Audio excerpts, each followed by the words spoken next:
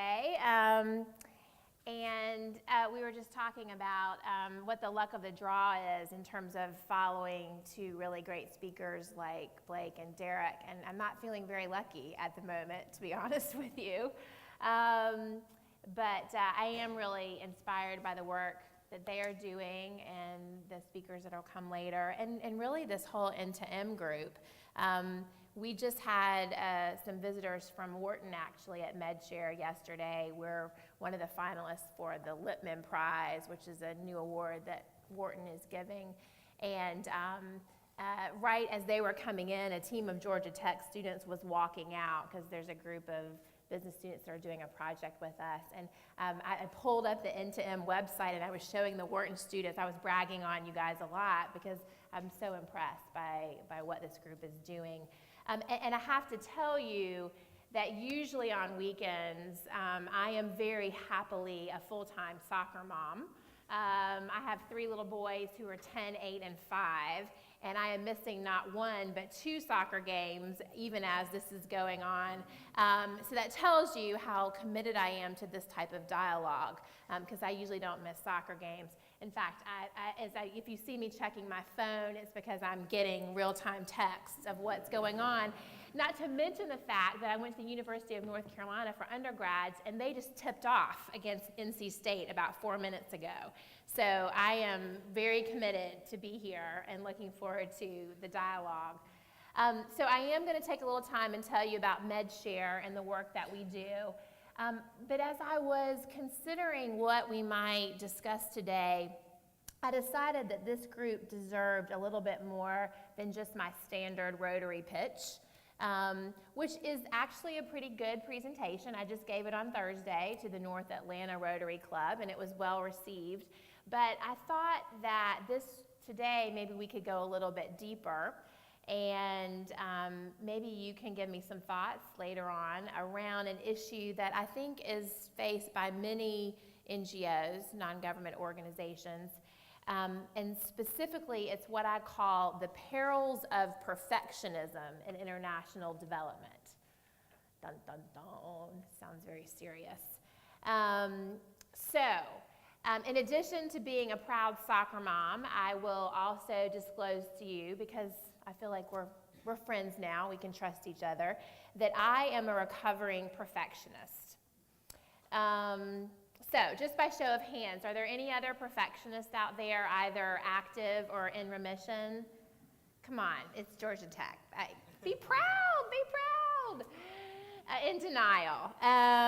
So I find it's useful to disclose this. It keeps me honest in public settings.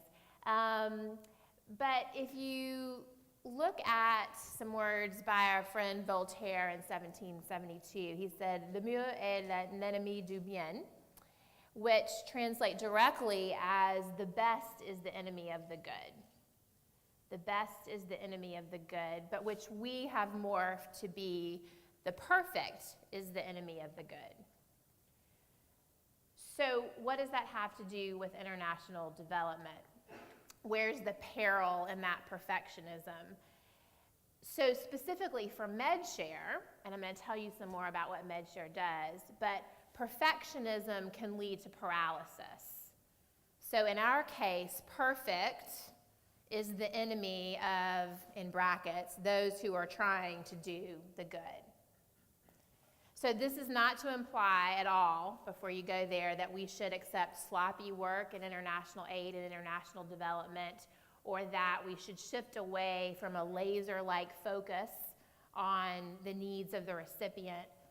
But I have to tell you that I'm a bit mystified, and sometimes a stronger word than that, by those who would argue that folks like us at Medshare or any other organization that's providing international aid, and specifically Medshare, we're doing gift and kind work, or GIC, it's part of the terminology, that we shouldn't do it at all based on the fact that there are times when we can't do it perfectly. Now, there are times where this type of work just doesn't work. And there are, unfortunately, painfully humorous and tragic examples of what we call sweeto, Does anybody know what sweeto means? Yeah. You got it. Stuff we don't want. Sweeto. So this is the boatloads of heavy wool used blankets that are shipped over to Bangladesh. Now, if you think about that, it's a bit ludicrous, sending used heavy wool blankets to Bangladesh, but somebody thought, well, I have these, I don't need them anymore. There's been some sort of tragedy in Bangladesh. Certainly somebody wants it. That's a great example of sweeto. But at the same time, I think there are a number of organizations that are making a difference and that gift in kind work can have an impact. So, while a perfectionist might assert that if we can't be absolutely perfect 100% of the time, we shouldn't do it at all, I would assert that that's a bit of a cop-out. That's the easy solution, just don't do it. But I think our social obligation is to figure out how to do it better, how to do it really, really well, good, even if it's not perfect. So the real challenge is how to learn from our mistakes, how to make changes and adjustments quickly, while we're constantly evolving towards perfect, even though we know that we're never going to reach that mark. So, in order for me to explain a little bit what I mean, let me tell you some about the Medshare model, and then I'll give you a few real-life examples. Okay? So here are the facts. U.S. hospitals generate 7,000 tons of waste per day. 7,000 tons of waste per day. Hospitals are the 4th largest generators of waste, looking at a survey of about 50 other businesses. Meanwhile, the World Health Organization estimates that 10 million children under the age of 5, 10 million, die each year due to inadequate medical care. 2 billion people have no or limited access to basic medical care. One author wrote, "The poor of the world are not only many times poorer than the rich of the world, they are also sicker and live shorter lives." So in a developing country, a hospital or a clinic may have sufficient infrastructure and they may have a great team of doctors and nurses, but if they don't have the critical supplies and equipment, there's often little that they can do to save the lives of the patients that depend on them. So that's where Medshare comes in. We're the bridge between that surplus in the U.S., so similar concept to what Derek talked about with the soap, but different application. So the surplus in the U.S., and we're the bridge with the need in the developing world. So what you see here is a cubic foot of medical surplus. So this is all mixed up. These are items that are unused. They've never been touched on a patient. But because of our U.S. regulatory environment, these would get disposed of. These would go in our landfill. Okay? So since Medshare has been founded, we've kept 2 million of these out of landfill. So that's about 450,000 of those garbage cans that you roll down to the corner, 450,000 worth of those out of landfill, and get them to a place where they can be used. Our concept is pretty simple. We take something that's no longer useful in one context and get it to another place where it is, a place where it can improve health care and save lives. We do this in a way that values the dignity of the recipient because we allow them to choose box by box what they need. So the way that this happens practically, and this is this beautiful intersection of best practice in business, good supply chain management applied to a public health need, and that's the place that I love to sit. We have 2 50,000 square foot warehouses, one here in Atlanta, and many of you have already come out and seen that and volunteered with us before. If you haven't, please talk to me afterwards. We'll get you signed up to come out. It's a pretty amazing experience. We have a similar operation in the Bay Area in San Francisco, and we're currently planning to expand to the Mid-Atlantic area in New York, Philadelphia, Baltimore, and also down Florida. But the model is similar no matter where we operate. 4 steps. Step 1, get the stuff.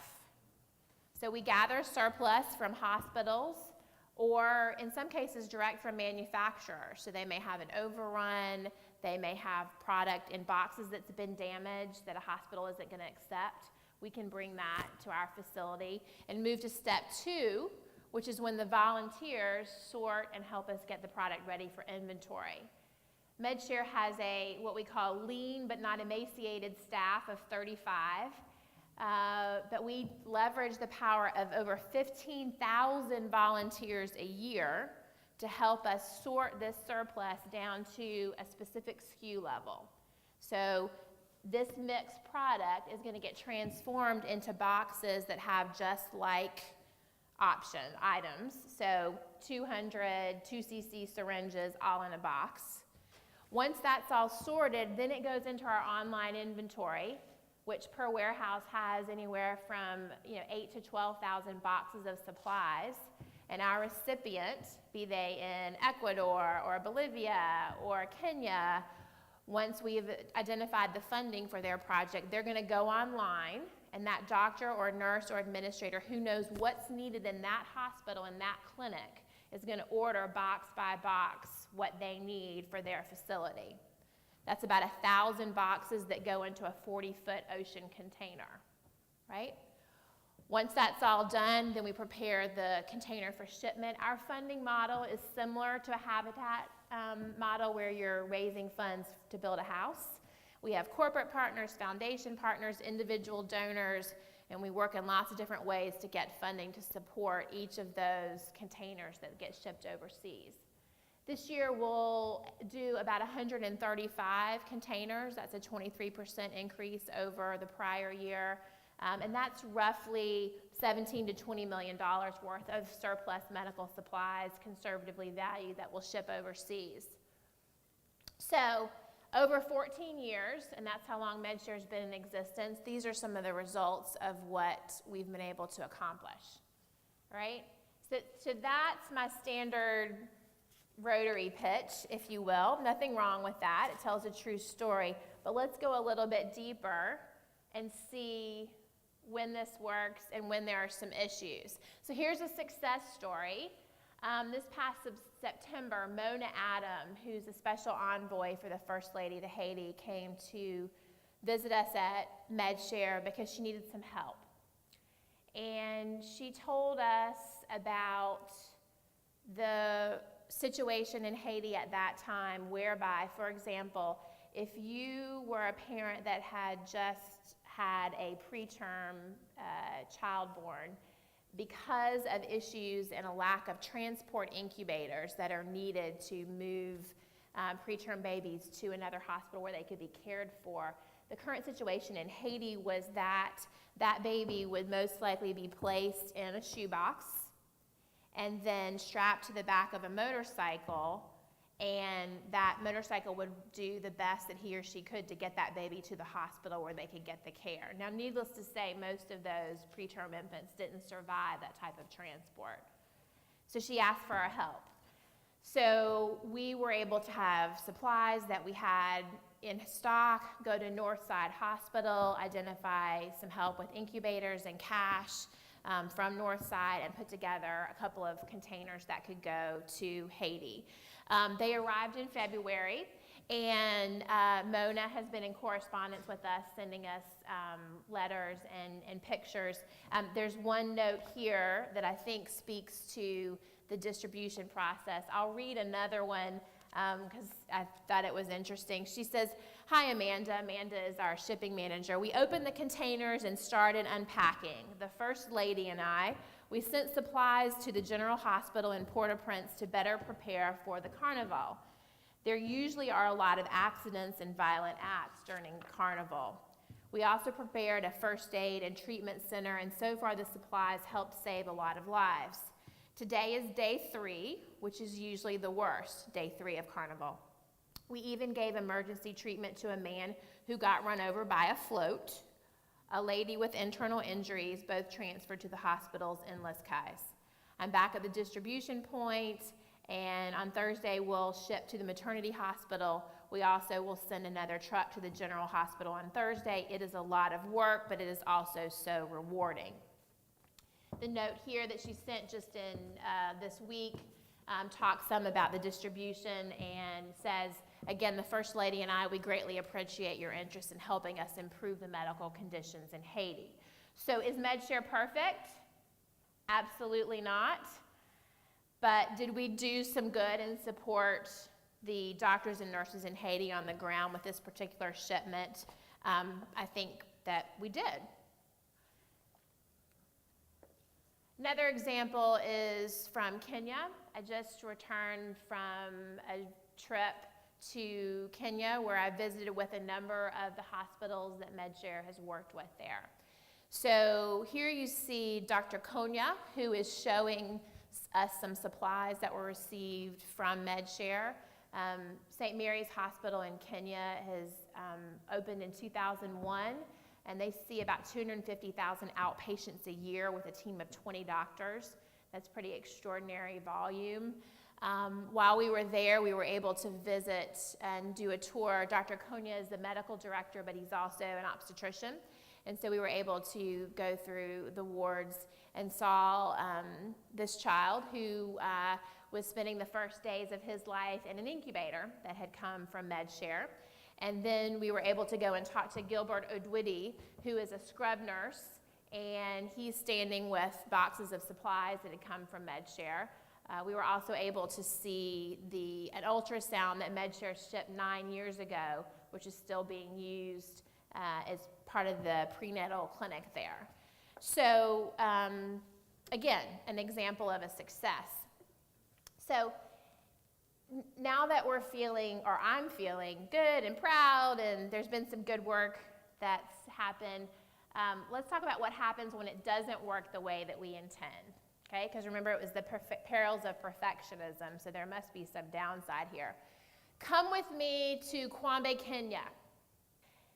And this is a rural clinic where they're doing very basic inoculations, first aid, maybe helping some first-time mothers with their first deliveries. Even if you're not in the field of international aid and public health, when you look at these pictures, it's pretty clear that something's not going quite the way that you intended it to. The picture on the right shows boxes, and I can tell you because I was in this room and saw the labels. Those are Medshare shipped supplies. You can't tell from this picture, but they're actually stacked kind of 3 to 4 deep. And it's pretty clear that they're not about to be used. They haven't been used in a while, and it's just in disarray. In the picture on the left here, that blue piece of machinery, that's an anesthesia machine, which is in high demand and is used for surgeries. Also wrapped there in bubble wrap is an incubator, and over here are OR lights. This is a rural clinic that's doing basic first aid. This is a failure. This is an absolute and complete failure. Not by the recipients. They did absolutely nothing wrong. Absolutely nothing wrong. The Medshare system broke down. Somehow, this equipment that should have been deployed to some other hospital that was doing surgery, and this volume of supplies was shipped to this clinic which doesn't have the capacity to use them. So the question for Medshare, and this then circles back to this issue of perfectionism, is that when you see something like this, what does that mean? What do you do with that? Should we grind to a halt until we can make sure nothing like this happens again? We have shipments queued up right now to go to Bolivia, to Bangladesh, to Ecuador, to Kenya. Should I hold those until we can figure this out? Or should we be running a system in parallel that says this was an error and we need to figure out why that happened and try to make sure that we don't make that mistake again, but in the meantime, we're going to keep on doing what we're doing? I'd be interested, and when I was telling one of my team I was going to do this, they said, oh, please don't do that. But I'd be interested actually for a vote. because it's something that we wrestle with. So raise your hand if you think that when you see a picture like this, there's something wrong and an organization actually should stop what they're doing until they can make sure it doesn't happen again. Raise your hand if you think you should stop, and then we'll raise your hand if you think you should run in parallel. If you should stop, raise your hand. Nobody? In between? Thank you for your honesty. Thank you. Who thinks we should just keep going and figure it out? Yeah. So I appreciate your honesty, and I think it's a very good perspective. But even given my perfectionist tendencies, I have a strong view that Medshare continues to be not the solution to an overwhelming set of health challenges in the developing countries, but we are an important part of the solution. And just in closing, I encourage you to think about when you go to the doctor, or the next time that you go to the doctor, either for a physical or for a sick visit, just take a moment and notice how many supplies and equipment are used as part of your treatment. Gloves, gauze, scales, blood pressure cuffs, thermometers. And imagine if you were in a context where you didn't have those.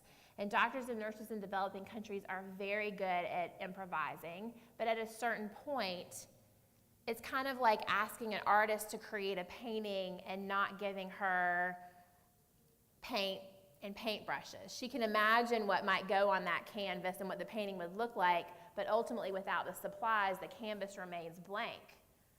For these doctors and nurses in the developing countries, if they don't have the supplies, they can imagine and they know what they need to do to take care of that patient, but without the actual tools, that patient remains sick or in some cases even dies.